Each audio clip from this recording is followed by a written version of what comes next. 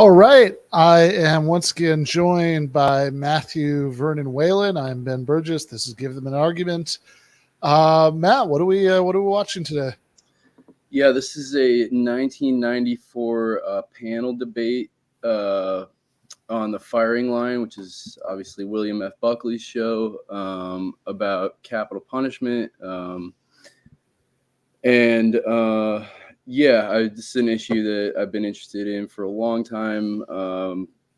Prison issues in general. I think the capital punishment issue is sort of reflective of a lot of the problems with the prison system in general, which we'll get into. And I've also been working on one case in particular since I was a teenager on and off that I'm still working on now. So for about 13 years or more, which I'm still writing about. I'm actually writing about again now on my Substack, which I think there's a link to in the description. And I'll bring some of that in tonight where it's relevant as well. This debate is in 94, so it's an interesting time for this debate to take place. In the 70s, you have by the end of the 70s, you have three pretty important cases on the death penalty, Supreme Court rulings on the death penalty. You have Furman, which sort of validates certain challenges to the death penalty and suspends the death penalty, essentially. And then you have Gregg, which reinstitutes it. And then you have McCleskey, which is a really important case because it challenges it on a lot of the sort of open questions that weren't addressed in Gregg, and the ruling on McCleskey was really what solidified executions taking place for the next couple decades. McCleskey is a really interesting case. I have a couple of oral history pieces on that with the sociologist R.J. Maratia, who's a great death penalty scholar. Wrote a really good book called Killing with Prejudice, which I highly recommend. Also in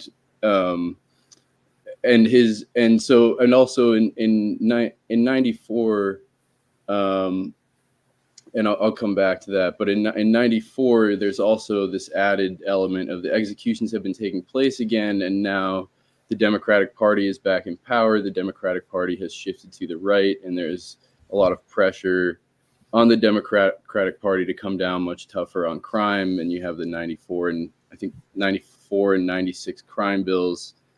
So the 94 crime bill, I think, is the one people usually talk about when they talk about the crime bill. But the 96 bill, if I'm remembering right, if this is straight in my head, is something like a really like absurdly draconian and evil thing called the Anti-Terrorism and Effective Death Penalty Act. Right. Yeah.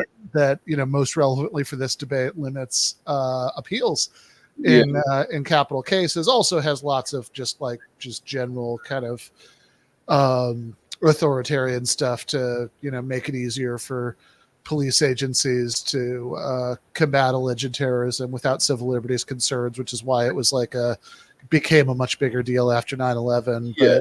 But Bill Clinton, who's president during all this time, right? I mean, of course, is not only for the death penalty, but notoriously when he was running for president, he went as far as to actually fly back to Arkansas to personally oversee. Borderline retarded guy. Yeah. He was happens a lot, also. Yeah. But just going back to McCleskey, there's a really so out of the McCleskey case comes the Baldus study, which is a really groundbreaking study in the field, which finds various kinds of disparities and discrimination, but the most sort of legally important one that's often cited is that it finds that when people are convicted of killing whites, the sentence is greater and they're more likely to get the death penalty. When anyone is convicted of killing whites, that's true, and it's even more true if the perpetrator is black. Right. And so basically that raises very important questions about the death penalty, about the legal validity of the death penalty. And when I interviewed R.J. Maratia about this, he had a really interesting take, which is actually not in his book, but he brings it up in the oral history that we did together about Warren McCleskey and about the case, which is basically the deciding vote in that case was Lewis Powell. And even though Lewis Powell is a pretty authoritarian figure in many ways, he does have this sort of civil liberties streak. And had decided in such a way on other cases that people thought he would be the deciding vote that would side with the liberals on the death penalty. And Maratia's, and if you read his dissent, it's very interesting because he keeps hinting at, like, he says things like, of course there is these disparities exist within the death penalty, and he uses phrases like taken to its logical conclusion. And I think like what he's really getting at is that, like, if we accept that these disparities exist within the death penalty and it's discriminatory for that reason, it kind of overhauls the entire criminal justice system, because then anyone with any who can prove that their sentence is, at least in some part, a result of a disparity, overhauls the whole justice system. And or I think the argument would be that the disparities aren't only going to show up in the death penalty; they're going to show up everywhere. So yes, and not only everywhere, but with multiple different. No individual can show that their sentence is from a disparity. But if you're saying like, a punishment is illegitimate because it's applied in a disparate manner, this would be the argument they would make. Right. Then like prison should be illegitimate because prison is applied in a statistically disparate manner. But like, to me, that seems like it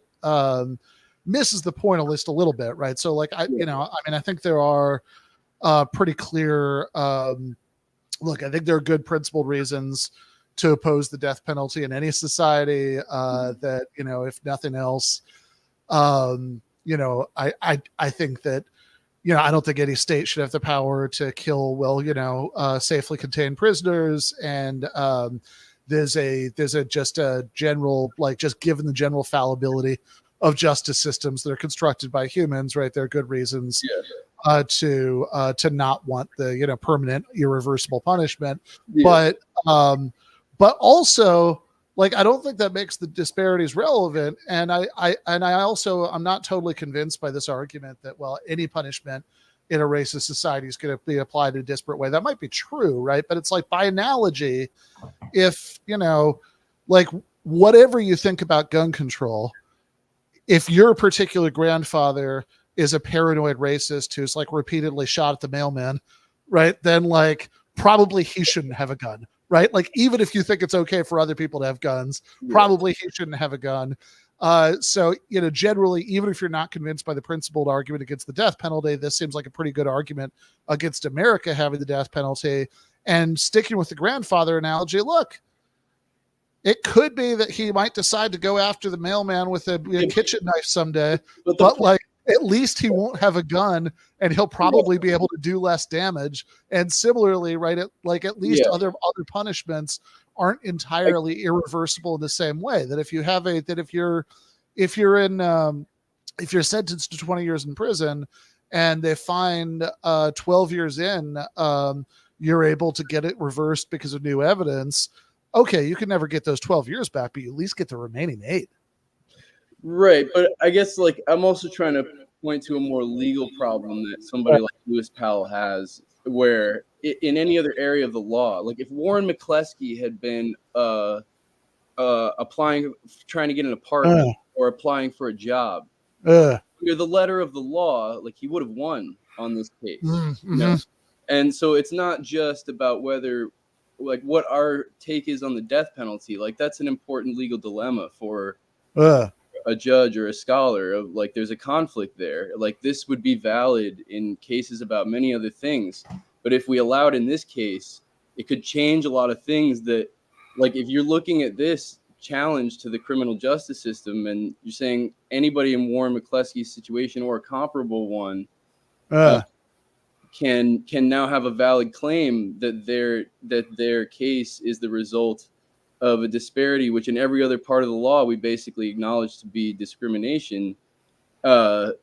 Lewis Powell is looking at that and being like, holy shit, like this creates a huge problem to the system. We're going to have to hear all these different claims now from all these different groups. You know what's a lot easier than that? Executing Warren McCleskey and just being done with it.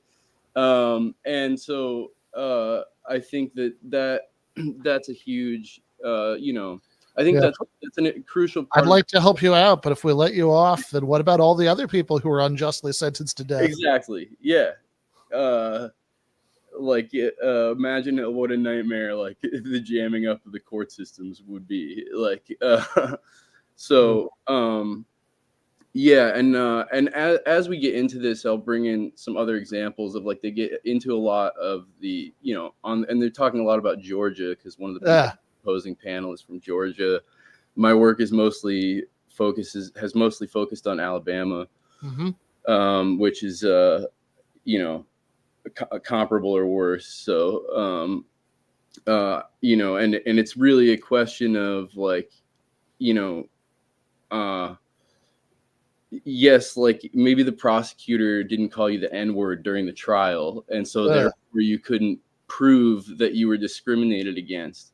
But the prosecutors have a lot of power over how they pick the jury, and also just who they choose to prosecute and how they go about it based on the color of your skin. And the important thing about not just that study, but a lot of these studies is really that when you control for all other factors. So, I mean, class is the main thing overall, because a poor white person is going to have a harder time defending themselves in court than a wealthy person of color. However, when you control for all factors, like everyone's poor and the circumstances of the crime are equally horrific and everything else, in those situations, it's still people of color, Black people in particular, are more likely to get the death penalty. So yeah, there's a lot to get into here. I'm surprised by I feel like the opposing panel, it's a little bit too easy for us. This is not like an all-star team on the anti-death penalty side, and there are some respectable scholars, on that side. So I was a little surprised by that. But yeah, especially because it's Buckley who's setting all this up. Yeah, so this is so we did watch. So I know back in 2021. I wrote an article for Jacobin called "There's Absolutely No Good Argument for Keeping the Death Penalty," which came out after Virginia became the first state in the South to abolish it. And in around that time, maybe a little bit later, I don't remember, it all blurs together, time's flat circle, but we did do a debate breakdown on this subject from a few years later than this. It was 1997, and it has a little bit of overlap with this. So that one was Christopher Hitchens and Jesse Jackson were the anti-death penalty people on the debate, and the pro-death penalty people were two guys for the National Review. Hitchens is anti-death penalty? What's that? Hitchens is anti-death penalty? Yeah, Hitchens is anti-death penalty. Hitchens was always anti-death penalty. He was just pro-torture. Yeah. Well, no, I mean, he was also opposed to torture, although he wavered on it. But he famously, I mean, this is that. In fact, I think you sent me once the Norm clip about this, where because so Norm Finkelstein is is asked to comment on, he's commenting on Christopher Hitchens getting doing this Vanity Fair article about waterboarding, where he agreed to be waterboarded, and then he decided it was torture. And so Norm has some joke along the lines of like, okay, so what would it take for him to decide that shooting somebody in the head was bad? I can't do it justice, but it was along those lines. That's true. Yeah, I guess he did waver on it. Yeah. He had first. Yeah, he wavered on it, but he was he was generally anti-torture even during the War on Terror years. He was actually a he wasn't fucking the torturers, but he was definitely flirting with them. He was also like a one of the 100 or whatever co-plaintiffs on like class actions lawsuit against surveillance. So it's like he did have these like weird sort of residual lefty positions on things that you would think that his Iraq and Afghanistan positions would have like pointed in the opposite direction of. But this is like 1997 Hitchens. Like he's still he's still he's pre-Kardashian Kanye. Yeah. Exactly. He's Hitchens in the 90s. There were definitely already there was a process of like, it wasn't just like, after 9/11, like he got really drunk and had a lost weekend and came out of it supporting the wars, right? Like he had there was definitely like a long process of him evolving in that direction. And some of that was already happening in the 90s, I think, especially around like the war in Bosnia. But overall, Hitchens in 1997 was still very leftist. Again, he's despite his views on religion, he and Jesse Jackson are collaborating in this debate. And I don't think the death penalty position is one he ever gave up, as far as I know. But in the the overlap, the main piece of overlap, besides the National Review connection, since Buckley is obviously the founding editor of that, as well as the host of Firing Line, is that the moderator of that 97 debate we watched a year or two ago, whenever that was Ed Koch. Wow. Okay.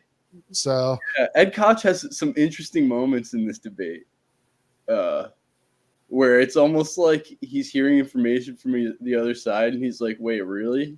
like almost like turning to his side, like, "You guys didn't tell me that before we came out here, All right. Nice. Yeah, really, that's true. Yeah. Wow. All right. Well, look, let's get this started up. Funding for this Firing Line debate was made possible by a grant from the John M. Olin Foundation, Incorporated. From Bard College in Annandale-on-Hudson, New York, welcome to a special Firing Line debate. Our topic tonight, resolve the death penalty is a good thing. Americans like to think of our country as special. And one of the things that makes us special, at least among the advanced democracies of the world, is the death penalty. It was abolished long ago in all the countries of Europe. More recently, it's been abolished in the Soviet Union, the former countries of the former Soviet Union, and in South Africa. But in the United States, the pace of executions only increases. Arkansas executed 2 men in a single night just a few weeks ago. This year's federal crime bill, with the strong support of both parties in Congress and of President Clinton, adds dozens of new death penalty offenses. Polls show that the public overwhelmingly endorses capital punishment. The official methods of capital punishment in the United States include hanging, firing squad, electric chair, gas chamber, and lethal injection. Although well over 200 people have been executed since the Supreme Court reauthorized capital punishment in 1976, it remains controversial. Among the issues you'll hear debated tonight are, is the death penalty a deterrent to crime? How often are innocent people executed by mistake? Is execution cruel and unusual punishment as forbidden by the Constitution? Is the death penalty as it's actually carried out racially discriminatory? Is it uncivilized? Or is it a necessary and proper moral component of a civilized society? Those are some of the questions. We have 8 people with a lot of answers. Let's welcome them now, tonight's debaters.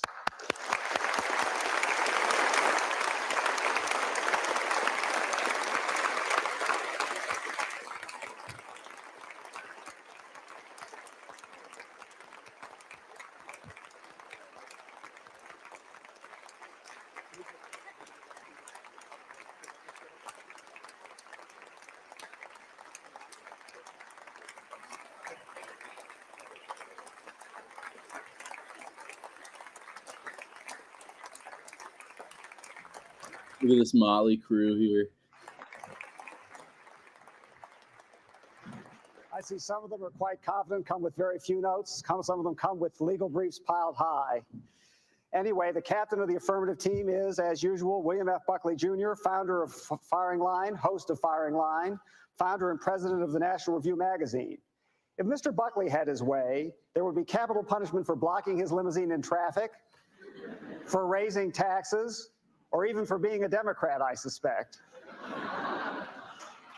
Susan Boleyn of the affirmative team is Assistant Attorney General of the state of Georgia. In that role, she has successfully prosecuted many death penalty cases. She's a graduate of LaGrange College and the University of Georgia Law School, and her enemies, I'm told, call her the meanest woman in Georgia. We'll find out if that adds up to much in the state of New York. Walter Berns, Professor Walter Berns, is John M. Olin University Professor in the Government Department at Georgetown University. He's also an adjunct scholar at the American Enterprise Institute in Washington. He's probably the nation's leading expert on constitutional law who is not a lawyer. One of his many books is entitled For Capital Punishment, which I think is a pretty concise summary of where Walter Berns is coming on this issue. Ed Koch, while closing out the affirmative team, was mayor of New York City from 1978 to 1989. In that role, he was unable to sentence anyone to death, but I suspect he would have liked to. And he's nodding yes. Mayor Koch also served 9 years as a United States congressman. Now he's a partner in a law firm, writes a weekly column for the New York Post, has his own television show, is an adjunct professor at NYU, and other than that is semi-retired. Captain of the opposing team tonight is a Firing Line regular, Ira Glasser. Since 1978, Mr. Glasser has been executive director of the American Civil Liberties Union. I note in his resume that one of Mr. Glasser's recent articles is entitled, School Dress Codes Are a Dangerous Trend. School dress codes, so you can imagine what he thinks about capital punishment. Like Walter Berns, Mr. Glasser is not a lawyer, he's a mathematician. Leon Botstein is also not a lawyer. You people in the audience here may have heard of him. He is, in fact, our host, the president of Bard College, a job he has held since 1975. More recently, he became conductor and music director of the American Symphony Orchestra in New York. In addition, he is editor of the Musical Quarterly, which, as far as I know, has taken no position on the death penalty. Bryan Stevenson is executive director of the Alabama Capital Representation Resource Center. Since graduating from Harvard Law School and the Kennedy School of Government, he's devoted his career to defending death row in prisoners in the Deep South. He's the author of several manuals on death penalty litigation. Finally, Stephen Bright is director of the Southern Center for Human Rights in Atlanta, which specializes in defending death row inmates. He teaches a course on capital punishment at Yale Law School, and this fall will be teaching a course on capital punishment at Harvard Law School. Now, I wonder if he'll teach those two courses the same way. When I was in law school, Yale had a course called Debtors' Rights, and the same course at Harvard was called Creditors' Rights. Anyway, I wield the gavel here. My name is Mike Kinsley. I'm ordinarily at CNN, but I've been elevated for this occasion. There are strict time limits on all speakers, and anyone who fails to adhere to them will be taken out and shot. And with that understanding, I call upon Mr. Buckley to come to his team's podium and propose tonight's motion. Mr. Buckley. Mr. Chairman, The Economist of London recently wrote that, quote, one of the most striking differences between the United States and other industrial countries is America's enthusiasm for execution. If America has so great an enthusiasm for execution, America must be most fearfully frustrated. We have had 238 executions since their constitutional revalidation in 1976, which is to say, an average of less than 15 executions per year. During the 18 years since Greg, we have had about 350,000 murders. If you want the ratio, that makes for about 1,400 murders per execution. Mathematicians in the company can check that. And finally, there are 2,800 men and women on death row. If our enthusiasm was so great to execute them, one would think there'd be 200 of them left alive tomorrow and none the next day. America has no shortage of electricity. But our lust to execute has generated the longest judicial foreplay in history, some of it, Mr. Chairman, the handiwork of the captain of the negative team, whose idea of the ultimate civil liberty boils down to the right to get yourself killed without any consequences to the killer. Last week, John Wayne Getty was executed for crimes committed in 1980. It's widely alleged that the people who get executed have lousy lawyers. Well, who was the lousy lawyer who kept Mr. Getty alive for 14 years? Gacy, Against Getty, okay. Against the cosmic drive, we don't want to offend his memory. Against the cosmic drive of American enthusiasm to execute and the scarcity of legal talent. What is going on in America is that the abolitionists are hoisted by their own petard. They struggled for years and continue to do so to make effective justice impossible. Along comes Mr. William Rehnquist, Chief Justice, who petitions the legal community to cut down on the number of applications of a condemned prisoner pleading habeas corpus, the number they can make to the federal courts. These have been unlimited and have the effect of keeping high the population of the death houses. Mr. Rehnquist has been saying for years, in effect, look, if the legislatures want capital punishment for certain kinds of crimes for which the Supreme Court has authorized capital punishment, let them get on with it. If they don't want it, let them repeal those laws, but don't try at one and the same time to live according to the law and to frustrate the law. All that happens when you do that is a waste of judicial time and the frustration of the democratic process. 30 years ago, over 50% of the U.S. opposed capital punishment. Now, 80% approve of it. How come? Have we as a nation drifted towards necrophilia? There is another explanation, namely that societies tend to mobilize their resources as provoked. The latest drive to exterminate capital punishment by introducing phony objections to it issues appropriately from Senator Teddy Kennedy. His current civil rights bill says something along the lines of, unless the number of people sentenced to death exactly represents the ethnic percentage of the population, no executions. That would mean forget murders by Black Americans who kill mostly other Black Americans. Consider Japanese Americans. They kill practically nobody. Don't ask why. That's another inquiry. They just plain don't. That means that if, to use round figures, there are 1 million Japanese, 20 million Blacks, 200 million whites, then unless on execution day we have in mind 1 Japanese convicted to death, 20 Blacks, and 200 whites, you can't execute anybody. Proponents of capital punishment are going to end up having to bribe Japanese to kill more people, to say nothing of whites. We contend, finally, that capital punishment is consistent with regnant ideals of justice and morality. Samuel Johnson once said that if from a longboat cast adrift, he espied the profile of an island and could detect the outline of a gallows, he would know that he was approaching a place civilized enough to attach the highest importance to human life. Thank you, Mr. Buckley. Mr. Glasser, open the case for the opposing team.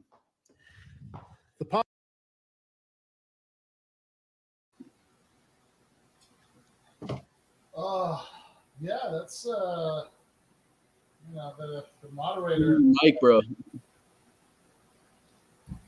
Yeah, moderator just has an amazing supply of death penalty zingers. Yeah, I was gonna say, and Buckley too. Yeah, I don't know. I mean, so this is 1994, so maybe it fares better in a room than it would now. I don't know. I think that I just noticed 1994 is also, I just remembered I should say 1994 is also the year that Jimmy Davis Jr., the person I've been writing about, was convicted. So that's interesting. But yeah, the death penalty jokes, like, as somebody who, has spent a lot of time building relationships with people in prison and on death row, it's not an abstraction to me. And if anything, it's just the only reason it's funny is because of how horrendous and disgusting these people are. That that's so bad that's almost funny. But yeah, it's awfully glib. And Buckley comes close, I think, a lot of times. He sort of hints at it here, where he's talking about how long the process takes to execute somebody. Oh my God, can we just get on with this one already? And he comes very close throughout to basically admitting that, beyond a reasonable doubt, and the principle of due process, like, are not important to him, you know, and in death penalty cases. And it's repeatedly pointed out to him over and over again that, like, you know, this disproportionately impacts poor people and people of color and poor people of color and poor whites. And I think, like, there's a really important reason that, like, he's so in favor of this, and that argument is not sticking with him, which is that, like, obviously he's not in favor of due process for those people. Yeah, I mean the first debate we ever covered on here back when these were on Sundays was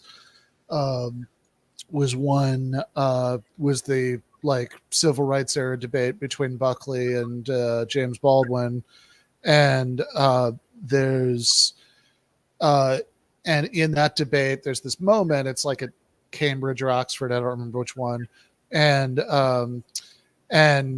Buckley says something along the lines of, well, yes, it's very sad about everything that the Negroes have gone through, but, like, what do you want me to do about it?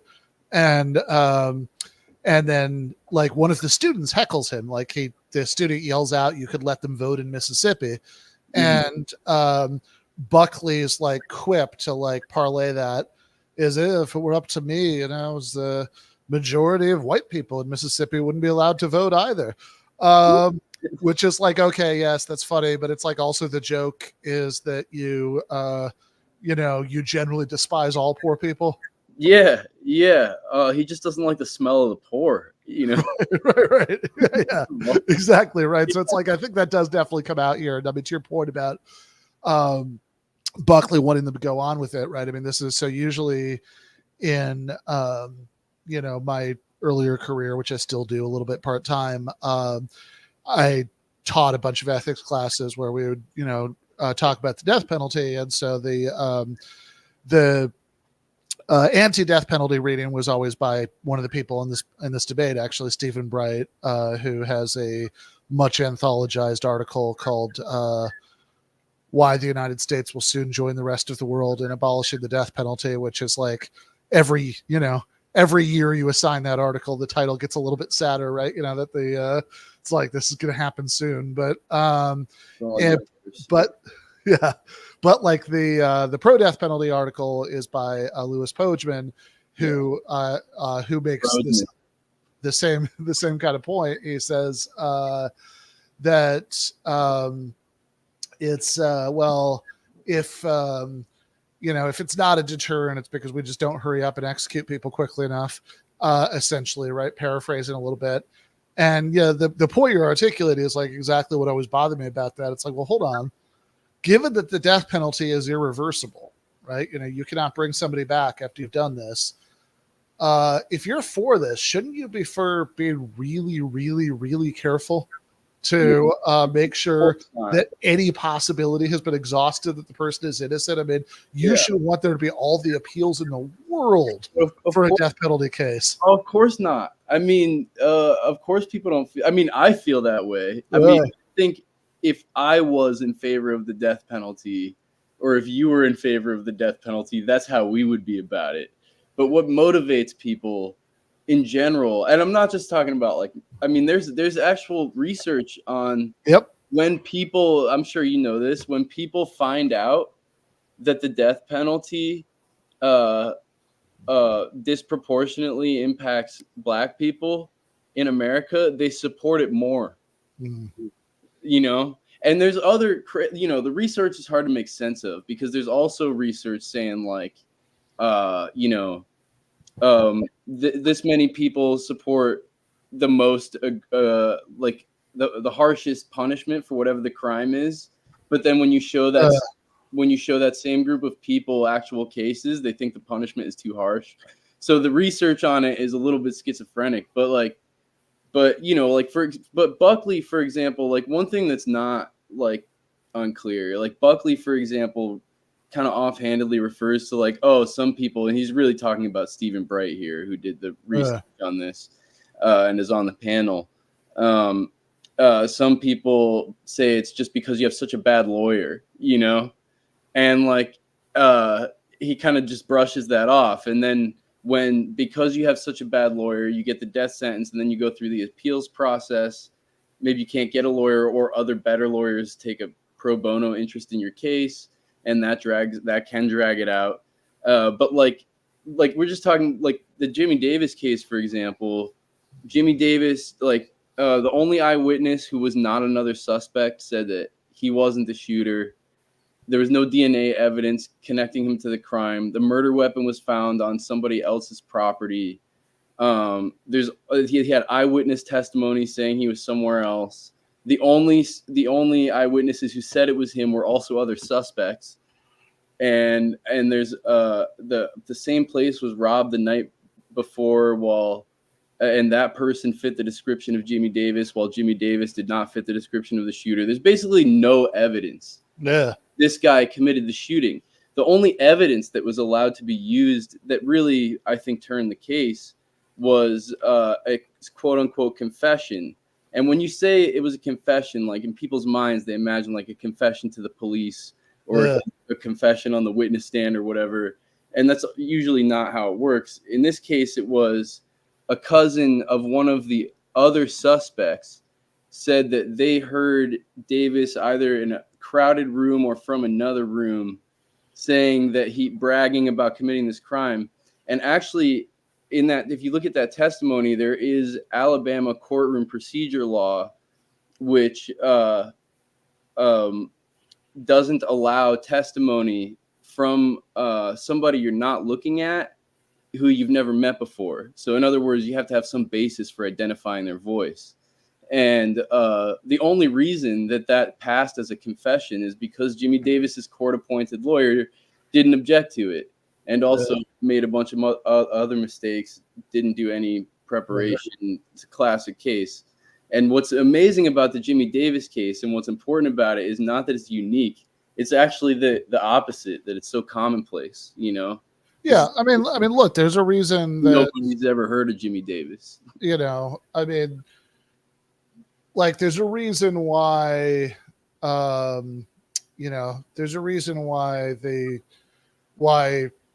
rich people never, ever, ever get the death penalty. And it's not because they never, ever, ever kill anyone, right? Like, you know, that's like, I think that's pretty intuitive. But let's watch the next bit.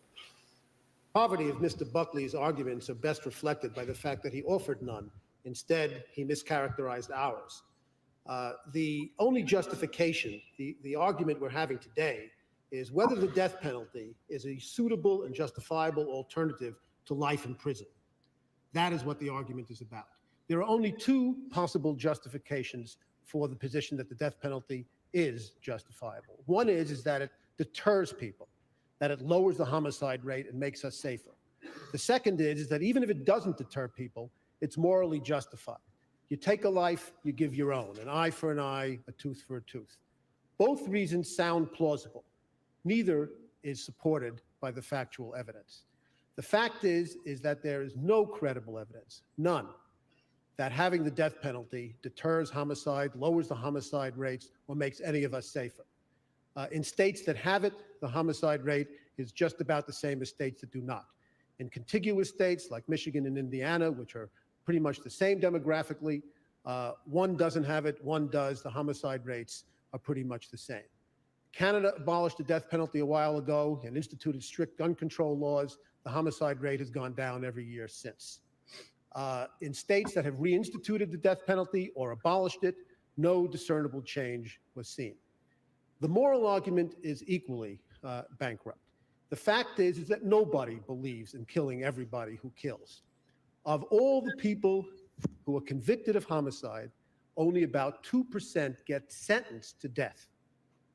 Only 2%. If he was serious about the moral argument, it would have to be more than that. Then the question is, who are these unlucky 2%? Which 98% get long prison sentences? Which 2% get chosen in this lottery of death? Is it because of the viciousness of their crime? No. Richard Speck sits in jail with a life sentence. So does Jeffrey Dahmer. So does Sirhan Sirhan. So does Charlie Manson. It has very little to do with the viciousness of the crime. All the studies show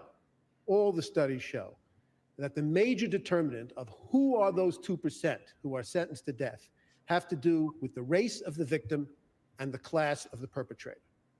If the race of the victim is white, there is an overwhelming likelihood that the person convicted of the murder will be sentenced to death.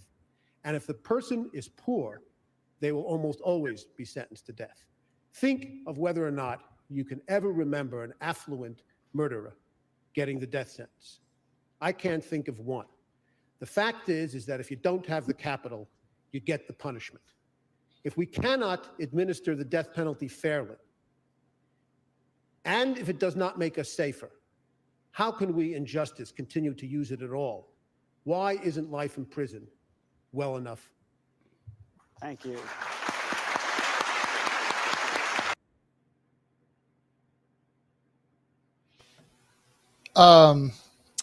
So a lot of that was good. I think, I will say, I think that the objection to the in principle moral argument was a little weak. I don't think the in principle moral argument is convincing, but I think just saying like the vast majority of people don't get the death penalty by itself doesn't say anything about that. I mean, because presumably, we just heard from Buckley, right? Like the people on Buckley's side wish that it was way higher, right? Like they, maybe even wish that it was like just the standard thing always, right? That happened. I think the important point there is that the most heinous crimes are not the people who commit the most heinous crimes are not the people with the death penalty, which is what people like Buckley claim to want. Mm-hmm. Yeah. But even there, it's like, if this is, just the, like the fact that juries are squeamish about this by itself seems like a relatively weak reason to think that the argument that they shouldn't be is wrong. I think I think that the sort of much better objection to that is just, well, okay, but what do you really think? Literally, right? Like you don't actually think an eye for an eye, right? Right, yeah. If somebody's, no sane person thinks that, like, if you're convicted of rape, then you should be sentenced to be like raped by the state rapist. Nobody even believes in a literal eye for an eye. Like if somebody gouges out somebody's eyes, that like, the state should gouge out your eye as a punishment, right? Like it's this is like the fact like that's sort of implausible in itself. If you say, well, the more charitable way to interpret what people mean by an eye for an eye is like just some kind of proportionality principle that, as the crimes get worse, the punishment should get more severe. It's like, okay, but that still leaves open the question of where it maxes out. It's got to max out somewhere, right? Like there are even important debates to be had about life in prison, and just like, if anything, in the prison system that we have, because I think there are countries where the prison system is such that you could have an argument about that. But here it's just such a fucking mess that. Although ironically, in countries where the prison system is less depraved than it is in the U.S., they're also less likely to have genuine life in prison as a punishment. Right. Like Norway famously, sure. Is a country that people often kind of point to as having like a way more civilized and like rehabilitation focused and humane prison system. But also nobody is sentenced to life in prison in Norway. If you unless they change the law for him, even Anders Breivik, if he lives long enough, will eventually get out of prison, right? Yeah. Everybody does. Honestly, he's way more likely to get out in better shape than he would be if he went into prison in America. I think the research on that is pretty, and I'll be the first one to admit it. Yeah. Wrong, but I'm still not going to say that the whole system is not worth it, but also what do you mean by that? Like the differences in the systems, like it's not worth system. This one total case. But I would also say, just backing on your point, like, because I think it did come up in one of the other debates we reviewed as kind of like a side note to something. And this is another thing Maratia brought up to me that came up in the debates between Adam Boudoir and Ernst van der Haag. I don't know if you're familiar with that, but basically, I know van der Haag a little bit. I think I think he also shows up in one of his classes. Yeah, that makes sense. Yeah, Boudoir basically makes the same. I'm sure you've come across Boudoir as well, but he makes the same point you just did about like the lower you go down on like the level of crime, the more ridiculous the eye for an eye strategy in the law or philosophy in the law sounds. You know, first of all, that's not what the law is about. Like, it's just not something we do otherwise. Right. Even with the death penalty, it's not like exactly that. You know, you're not like, just because you're being executed doesn't mean you're suffering. Assuming you're guilty and did something horrible, like in this case, that doesn't mean you're suffering what happened to you. And second of all, in fact, often it's much worse. I mean, this is the point that this is the point that Camus makes, right? That that everybody, that it's like that there's something particularly evil about like telling people exactly when you're going to kill them in advance and like just letting them have the build up to that. Neither victims nor executioners, right? Yeah. Yeah. But so it becomes kind of a like the way that people talk about the death penalty becomes kind of like fantastical. It's not actually about like the way the law works when it comes to this eye for an eye strategy. Like, you know, like and the lower you go down, the more ridiculous it sounds. Like if someone trespasses, like the punishment is not that the state sends someone to like, go walk on their lawn. We don't even, it doesn't even occur to us that would be normal in any other part of the law. No, that's true, right? Like it's punishment which doesn't get applied to the people who commit the most extreme crimes. Yeah, and again, even if it did, you know, like even if it was much more reliably applied based on severity, then it's like, okay, if the justification for that isn't some like literal eye for an eye, the same thing that you did to other people should be done to you principle that nobody really believes in, then like what you're left with is like, okay, maybe maybe it's just some kind of proportionality principle that like the worst punishments are being applied for the worst crimes. But the problem is, it's like, well, hold on, like if you execute both some like normal murderer who just like, I don't know, who just like shot somebody you know, after they got into an argument with him or something, and Jeffrey Dahmer, right? If both of those people get the death penalty, then there is no proportionality anymore, because like the worst one isn't getting a worse punishment. Like you could come up with like ever more twisted and violent punishments to inflict, but it's like I don't think even death penalty supporters would actually support that, right? I think you'll be surprised actually on this panel. I mean, I hate to maybe okay. Yes. All right. Well, let's find out. Yeah. Let's keep going. Mayor Koch and President Botstein. Leon, Ed, Mr. Koch, Mr. Botstein, ascend to the podium. Mr. Koch has 1.5 minutes to make an opening argument. Mike Kingsley set forth the issues. I'm going to take them on very quickly and we'll develop them later on. Is the death penalty constitutional? 2 Supreme Court decisions in 72 and 76 said, you bet. Is retribution acceptable? Retribution is the noun and punishment is the verb. Is it a deterrent? Evidence is inconclusive. Has anyone innocent in this country been executed? There is no study which indicates that anyone has. Maybe someone has. And if that were the case, I would tell you we fight wars. We are fighting a war against crime, and I'm willing to take on that obligation, even though someone innocent might be executed, but that has not happened based on the evidence acceptable to law enforcement and to other independent observers. They generally talk about Ethel Rosenberg or Sacco and Vanzetti, and I believe that they were guilty. In addition to that, with respect to race, it's ridiculous. 55% of the murders in this country are by blacks, and only 40% of blacks are executed. And if anybody's being discriminated against, it's the whites, who commit proportionately fewer murders.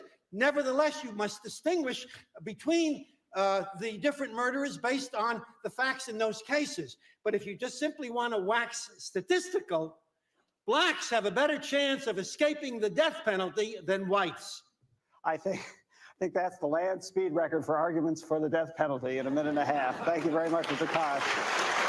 Mr. Botstein, a minute and a half of opening argument. So I don't want to pause too long on this because, just for the sake of being more debate watch, but any thoughts about the statistical part of the mayor's argument there? You need your mic, but... Oh, yeah, sorry. First of all, let's start with the first one, which is that there's no evidence that anyone who's been executed is innocent. Right. And of course, like in this country, the sort of sanctuary for what's decided to be evidence or not is the courtroom. And like, I think it's important to pause on just what passes for evidence in this country. If you're poor and you have a shitty lawyer and a public defender who, has no time to defend you. So in the conviction I just talked about, there was one piece of evidence by the cousin of a suspect that shouldn't have been admissible if the lawyer had objected to it. And the other evidence in that case is all quote unquote witness testimony by the other suspects. There's other suspects who were all offered a plea deal for testifying against this one person, against whom there's no real evidence except this bullshit confession, which is only legally deemed evidence because it wasn't objected to. Right. And of course, look, there's also somebody in the chat mentioned the Innocence Project. I mean, there are many, many, many cases that there's specific evidence that posthumous evidence that people were wrongly executed, which is I actually, remember 10 or 15 years ago teaching an ethics class at Miami-Dade College where I brought up, I showed them on the overhead projector. Here's a couple of dozen people, names of people who've been executed. And then there's been specific physical evidence that they were innocent. And I remember one of the students, I mean, it's kind of heartbreaking. It's was really shocked by it. Cause he'd never heard this before. He's like, oh my God, what do you do if that happens? What, and it's what do you mean? I mean, yeah. There's what can you do, right? I mean, the person is dead. They're beyond the point of being helped. But I mean, it certainly happened. So when I wasn't speaking into my mic earlier, I'd said, so I was also curious, like I said, I don't want to spend too much time paused on this just for the sake of getting more of the debate watched in the main show. But I was curious if you had any thoughts about the mayor's statistical argument that if anything, the blacks, they're the ones who are getting away with it. Yeah, so I will get to that. I just want to reemphasize that this debate, this thing about evidence, when you are convicted of with the death penalty, when you're sentenced to death, the burden of proof shifts on you in the appeals process to prove that you're innocent. You're no longer in a beyond the reasonable doubt phase of your trial where the onus is theoretically on the prosecutor to prove your guilt. You have to spend the time in the appeals process trying to prove your innocence, even if that's impossible. And so I think it's also important just to look at the cases where people with essentially no evidence have been sentenced to death just because of what was not objected to, etc. And then to the point on the racial statistics that he tries to extrapolate, which, you still see these arguments a lot. Nowadays, it's more focused on policing. But the point here is that, first of all, I'm very skeptical of the statistics he's citing.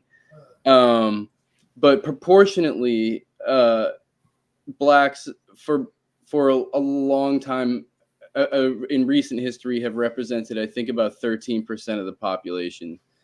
And he's saying a majority. Well, he was saying a majority of the murders are committed by blacks, and therefore they should get the death penalty more. That's his argument? Yeah, I think so. And Yeah. I'm sure you know more than I do about the stats here, but like in like you spent so much time on this issue, but like in like it sounded to me like the point that he was eliding was it's not just that like the disproportionality statistics people point to, it's not just about who's committing the murder, it's about who they're murdering. Mm-hmm. Yeah, I mean that's a huge that's a huge piece of the research that's groundbreaking, and especially because again a lot of this is about class. So you're largely looking at cases that involve poor people. In this country, poor people are disproportionately people of color. Especially in the early 90s, even as the economy was taking off at that time, the black community did not share in that. I mean, Eddie Glaude has done great work on this subject. Other people have too.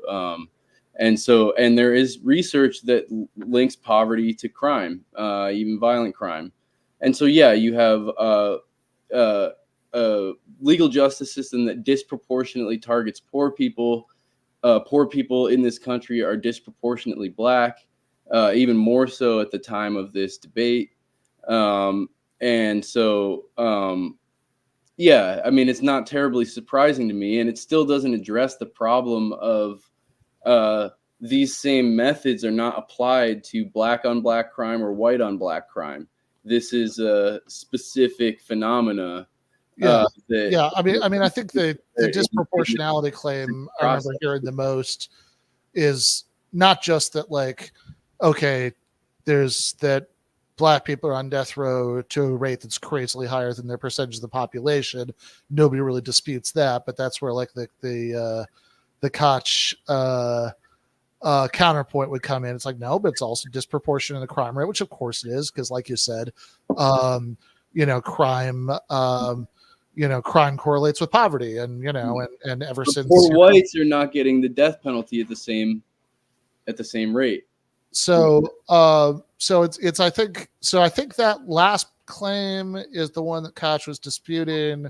So I guess I kind of have to see his citation, but I would say it also sounds like the claim that I've heard before, and I think I even heard from previous speaker, is that if you are a black person who kills a white person, you are vastly more likely to get the death penalty than anybody either white or black who kills a black person, right? So in other words, it's like that part, like also whether he's remembering whatever stats he's citing correctly or not, or whether the stats themselves are bullshit or not. They have that's all consistent with that. But also when you control for all other factors, race of the victim, heinousness of the crime, class of the defendant, you're more likely to get the death penalty if you're black. Yeah, that's what the research I'm familiar with shows. Okay, but were you ever mayor of New York? No, sadly not. No. Okay, well, so there you go. This guy was, so he must know what he's talking about. He sounds like he knows what he's talking about. He's that was a very thoughtful presentation that he just gave us. As Nina Simone said, there's nothing worse than an educated fool. Fair enough. Let's keep going. My argument is unfortunately not pragmatic. I believe that death by the hand of another is never justified, and law, constituted by human beings, is the ultimate justification of any action. It seems to me that the limitation of government should be absolutely firm on the inability to legally take someone else's life. This country was founded, if you take the Declaration of Independence, on life, liberty, and the pursuit of happiness. Liberty would assume, or despite the fact that there was slavery at the time, that ultimately people realized slavery was inconsistent with liberty. One could make an argument that slavery is practical, that it's efficient. People live better under a condition of slavery. But it's ultimately, principally wrong. So too is that one cannot take life away through any act of procedure and government which is legitimate. In a world that is filled with violence, this is not about being soft on crime. The issue is simply this, in my view, that it is an ethical deterrent to prevent the legal death penalty. That is to say, the best case of the death penalty would have been Adolf Eichmann, in which he was executed. I, as a child of survivors of the war and of the Holocaust, I'm against that death penalty for even Nazi war crimes. The truth is that to stand on a higher plane, a real deterrent to the pervasive violence in this country, we require ourselves to stand on the principle of the death penalty. The final point is that we complain about our justice system. It's inefficient. There is obviously the chance for error.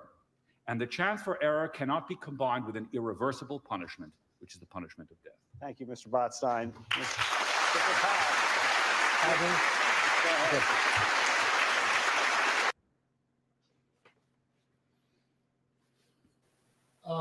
Yeah, that was very good. Mike.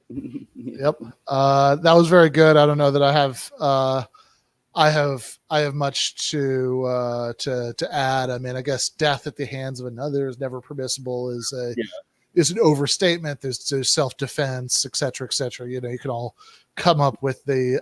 But I think that like deliberately killing safely contained prisoners is never permissible.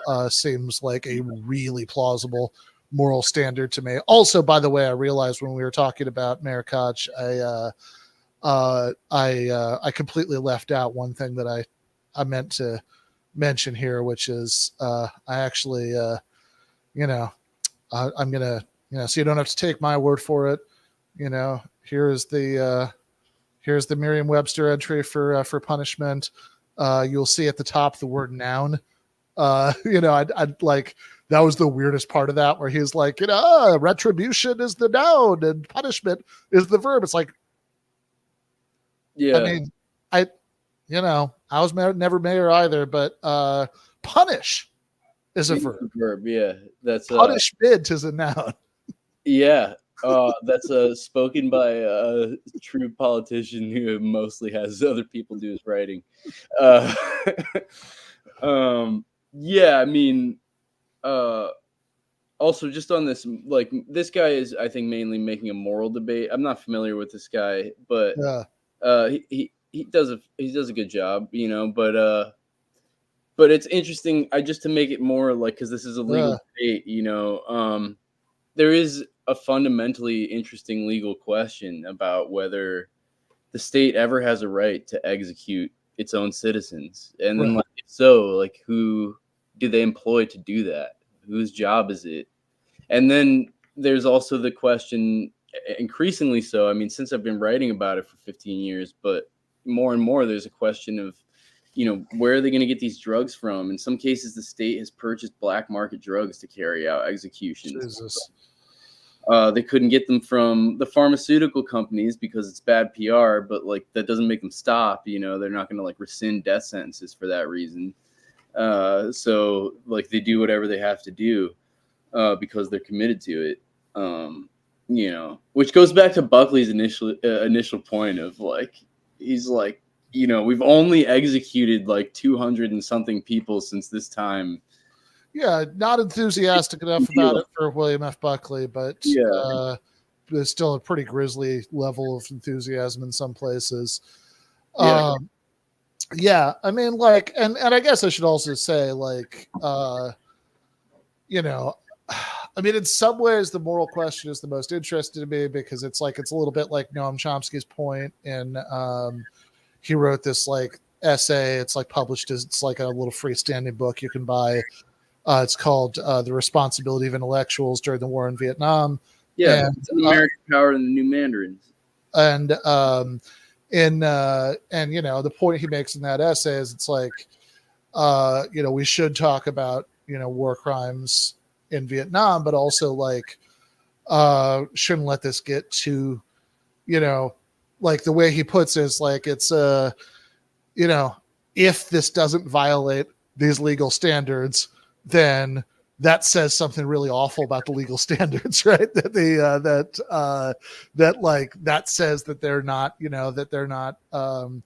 like kind of they're not tracking what they're supposed to track. And similarly here, if the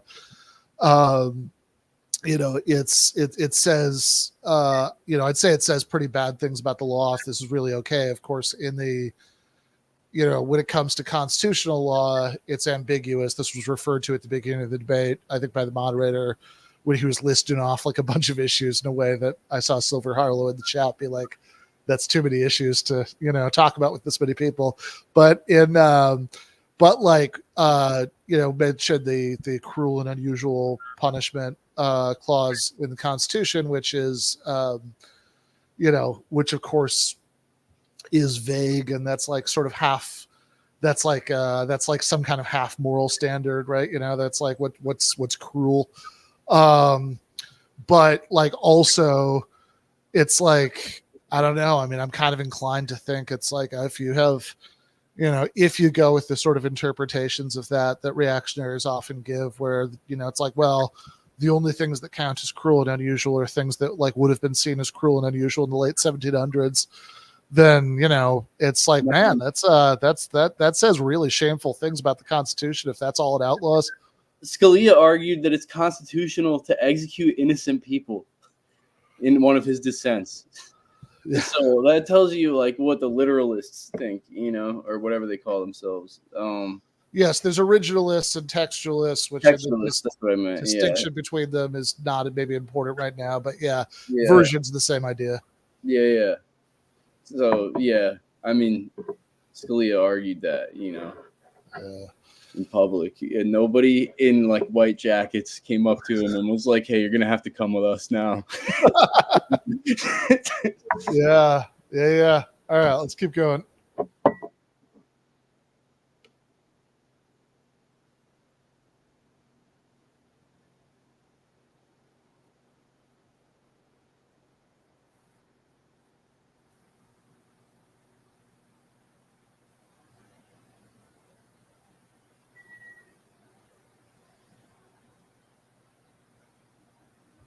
Error cannot be combined with an irreversible punishment.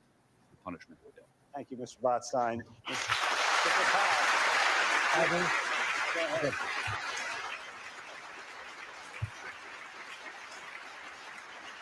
Doctor, you said that death is never justified.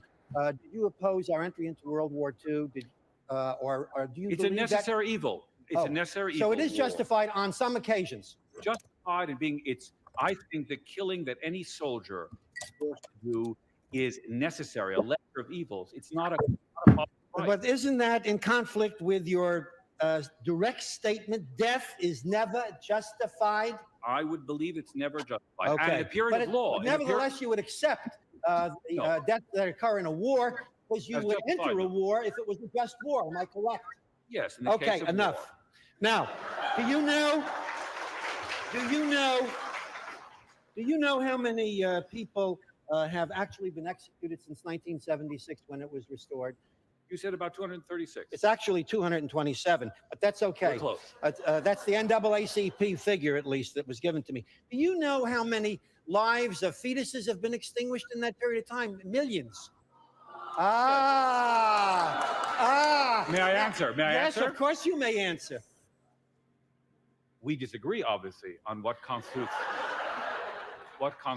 life. Therefore, I don't consider the fetus equivalent to a born human being. No, I didn't say it was equivalent. It has a life. I happen to support abortion. But your interest in saving 227 people who were participants in the murders in just 1 year of 24,000 innocent Americans and blithely saying that millions, it's actually millions a year, millions in the course of the year since 73 when abortion was reinstituted. That doesn't bother you. No, your skill is fabulous. The fact is, we're not talking about abortion. We're not talking about abortion here. It does not bother me quite in the same sense because we are not talking about. It bothers me that, in fact, the country cannot find a way to solve the question of birth control without abortion. But the fact is, abortion is also not a good and necessary evil also. Now, I told you that in just 1 year, the past year, 24,000 innocent individuals were murdered. Are you concerned about them? And if you are, do you think that if the death penalty were a deterrent, if it were, assume it for the purposes of this discussion, would you nevertheless come to the same conclusion that even though it would mean the saving of innocent lives, the state should not take the life of a single person who committed a murder? I probably will surprise you. First of all, it's very clever. If it were a deterrent. Yeah, assume the Okay, facts. if it were a deterrent, if that were the fact. I doubt it is, but if it were, I would say it is not justified. Okay, I made my case. You don't even want your extra 2 minutes? Well, yeah, sure, I'll go a little further. What you're saying is that under no circumstances, no matter how it protects society, if it were a deterrent, and the evidence is inconclusive, you would still allow those people to be murdered who are innocent if it meant taking the lives of murderers. Isn't that what you're saying, basically? Look, this is a hypothetical. You're making the argument that if it is a deterrent, I don't believe there's any conclusive evidence that it is a deterrent, number one. Number two is that you're equating the idea that if one had the death penalty, right, one would implicitly save a lot of innocent victims. Well, we've just heard that all civilized nations, apart from ourselves, with a much less of a crime and murder rate, do not have a death penalty. Let me ask you a final question. A final question. You prefer life imprisonment, am I correct? I prefer life. Now, how do you deal with someone in prison who kills another inmate or a corrections guard? How, in fact, do you serve 2 lives imprisonment? Clearly, you're raising a question which is an important question. The criminal justice system isn't good. The prison system isn't good. I happen to think that life imprisonment, in some sense, is a much more cruel punishment. That's not my question. Yeah. So the point is, how do if you something punish goes... someone who commits the next murder in the prison and is already serving a life imprisonment sentence? I don't think one should legislate laws on the rare exception that you're describing. That's not so rare. How many times has it happened? Many times. And how many? Yes, many times. And how many? And in the state of New York. And what do you think of Mr. Shawcross, who was given 8 to 25 years, let out on parole, having killed 2 innocent children, and then went out, and after he's let out on parole, which most of them are ultimately are, and killed 11 women before he was caught again. Do you feel some responsibility? No, the Answer trouble, that question yes, and then go on the aggressive. The trouble with offensive. It's going to be hard to do. The trouble with the argument, in a way, is that you're painting me, and by implication my colleagues, as if we are not sympathetic to the victims of murder. In point of fact, I am in favor of mandatory life sentences for the crimes you suggest. If, in fact, the judicial system breaks down and people are let out on parole or murderers of this kind of nature, it is not itself an argument. It's not itself an argument against, for the death penalty. Because I don't think, ultimately, that the problem we face in our society is one where we have devalued life. And laws can be changed. You know, it's interesting that in the Nazi period, this was a popular government. There are governments who pass laws legitimately in democratic ways. That's why we have a Bill of Rights. That's why we have limitations on the process of democracy. So you can't make laws. The case of slavery I brought up is a good one, it seems to me. There are economists who have argued it's in fact very efficient, very good system. People live very well under it. It wasn't such a terrible thing, but that's not an argument for it. There's some notion of the dignity and the principle from when we as beings have so-called natural rights. I'm surprised Mr. Buckley is not in favor of this, because it's the ultimate limitation of the hand of government, that people who form society in law actually hold on to something that the government can't take away Let's from call that them. a question. Why don't you agree with me? Let me just say this to you, Doctor. I was the mayor of the city of New York. The single most important issue is public safety. I want you to know that people can't use the streets, the subways throughout the country. I grew up in the city. And they believe that government is not responding to their needs. Now, the United States Supreme Court took this issue up and said, yes, in cases in particular cases, the death penalty is appropriate based on the crime. You cannot be artificial in your application. It has to have rhyme, reason, and must take into consideration not just murder, but aggravating circumstances, as well as mitigating circumstances. At the end of the road, when you consider how many murders take place, tens of thousands over the course of the years, and how few people are actually executed, I think you come to the conclusion that if we don't do something about crime, you're going to encourage vigilanteism. Okay, may I ask a question of you? Sure. Yeah, you're supposed to. We are united in our concern about crime. Yeah. We are as disturbed. You and I are as disturbed about the city and the lack of safety and all of this. And we actually also have the visceral desire to have revenge, to take our pound of flesh from these people who are destroying the society. So my question to you is, if in fact the real issue is crime and violence, why is it, do you think, that countries outside of the United States manage to have less crime, less personal violence, and have no death penalty? Not most countries. It happens to be Western Europe that takes that position. And if you went and you took a poll amongst the people of Western Europe, you would find a large plurality that would like it restored. But Mr. Now, let me just finish. What I'm simply saying to you is we also have a far more lawless society than does Western Europe. The thousands of people who are murdered by firearms, that doesn't take place in Western Europe. And what I'm saying to you is we've got to respond. You don't like the word revenge. You know, revenge is permissible under the law. It merely means not that you're going to charge him the same amount of money that he stole. Otherwise, let him give the money back and don't put him in jail. You're exacting revenge when you put someone in jail without executing them. I am saying that there are certain crimes that are so heinous, so egregious, so vile, that your soul calls out for punishment of death. And I think for you to simply say that's uncivilized when the United States Supreme Court said, no, it is civilized, so long as it's done in a fair way, I believe you're, in effect, without wanting to, you are helping the criminals in this country by not permitting appropriate penalties. I know why you're a politician. I'm not.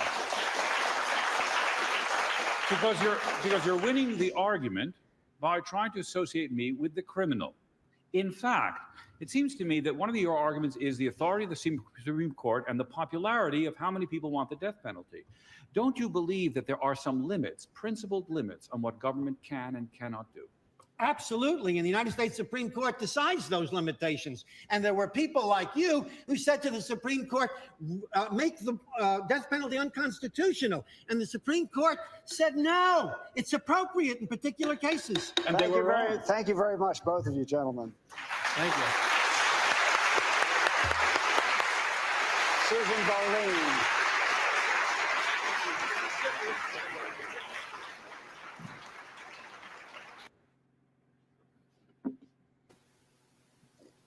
Yeah. First thought is that the mayor is very seems to think that Supreme Court decisions are the ultimate moral authority, but he seemed to be also anti-abortion earlier. And, we're still, of course, when this debate happens, this is almost 30 years before the Supreme Court changes its mind about a federal right to abortion. So that seems a little odd. And also okay, there was a previous Supreme Court decision where they'd actually gotten rid of the death penalty before the one where they reinstated it. So it's, that's very confusing. Also, just for fun,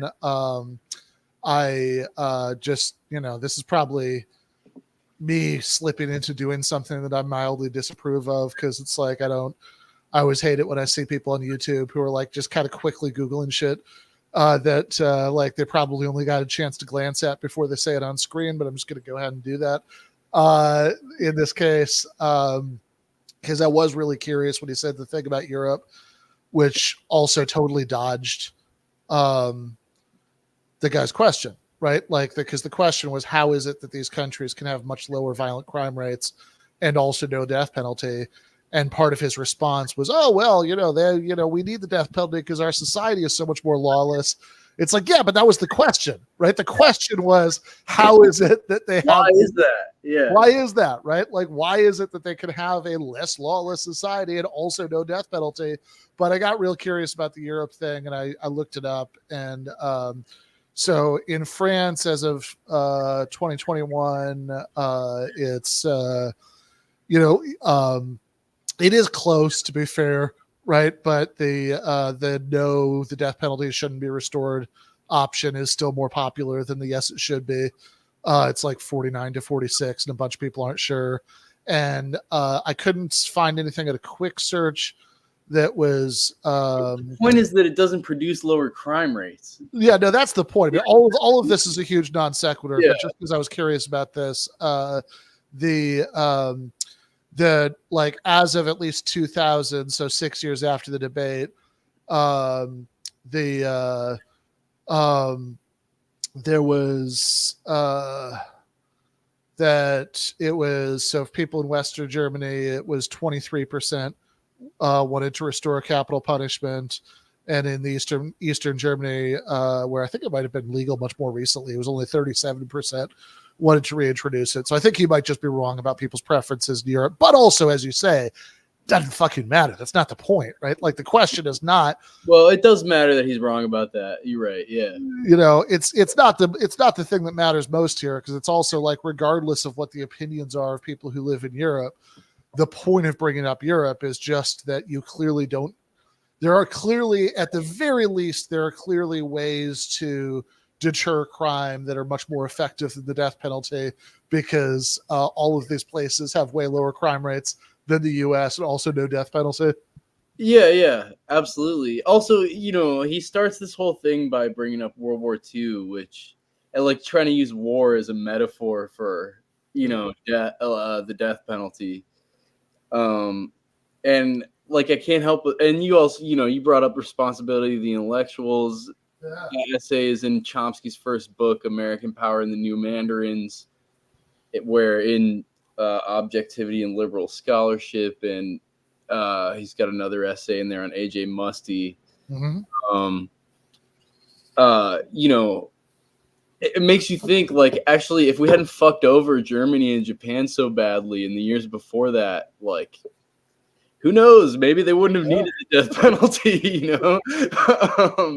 like, we bear some responsibility for what happened in those situations just by the way that we decimated those economies, I mean, that's true too. I mean, I think in that part of it, when he's talking about metaphor, he's using the war metaphor. I did think the guy who he's arguing with, whose name I keep forgetting, do you remember? I don't actually know. Yeah, I'm not sure. Not sure. Yeah, it's very. I started with B. Anyway, Mr. B was like, I think kind of fumbled the response to that a little bit, because he said, because like what he said is like, well, it's unjustified, but it's still a necessary evil. It's like, I'm not sure what that means. I can see you saying it's like, it's morally undesirable or something, but it's still a necessary evil. I don't know what it means to say it's unjustified, but it's necessary. But like, really what he should have just said is, you're right, I misspoke earlier. What I should have said is, it's not that, taking anybody's life is never justified under any circumstances. It's that taking the life of a safely contained prisoner who is no threat to anybody else at that time, but also not justified. But also, given that Koch's whole argument is like, let me try to force you into this world where it is a deterrent effect. I mean, that's interesting by itself, because this will come up later, but really the only evidence suggesting that the death penalty produces a deterrent effect, which I think Buckley will cite later, is Ehrlich's evidence. I can't remember his first name, but Ehrlich's evidence, and Ehrlich was either around this time or soon after. I think he admitted that his research was flawed because it was manufactured to produce a deterrent effect. And so, it's interesting that he tries to force him into this whole, like, let's say for the sake of the argument that it was a deterrent, because you are just like arguing on a completely hypothetical basis at that point. The only serious scholar who produced a deterrent effect in their research had to go back on it. Yeah, I mean, there is something very weird about doing it that way, because you're just you're conveniently taking off the table like the really important context that it's not a deterrent, right? So, right. And also to argue that, why would you bring just strategically, to bring in to an argument your pro-life stance while you're on the death penalty side of the panel? Seems right. If that makes you, that's true. Working scholars who are actually consistent on that issue in the South. Yeah. I think I mentioned this before. I helped one scholar on his book, basically arguing to the pro-life community that he's a part of against the death penalty in Alabama, where the death penalty is a big issue for people. It impacts people's lives there.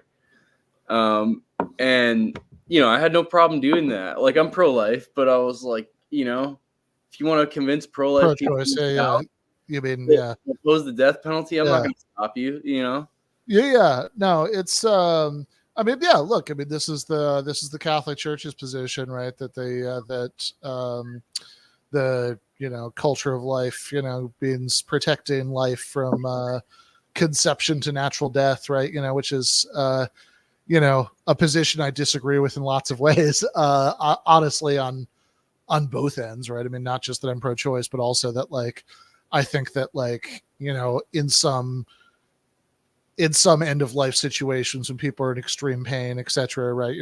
I think that euthanasia is okay too, but I can respect its internal consistency. I mean, the fact that there is at least this sort of set of values that hangs together there, where in a way where it's okay, you care so much about human life that you'll extend it to zygotes, but right. But you're sort of very unconcerned about the possibility of executing innocent people, or even people who are guilty, right? And they keep citing the Supreme Court, they care about the Constitution and everything. But when Buckley's asked, don't you think that given that we've shown poor people and people of color are disproportionately impacted by this, don't you think that they should have the constitutional right to a due process beyond the shadow of a reasonable doubt? And correct me if I'm wrong as we go through this. My take on his response is that he's basically just no, I don't support that. Speed it up, actually, for those people, Jesus.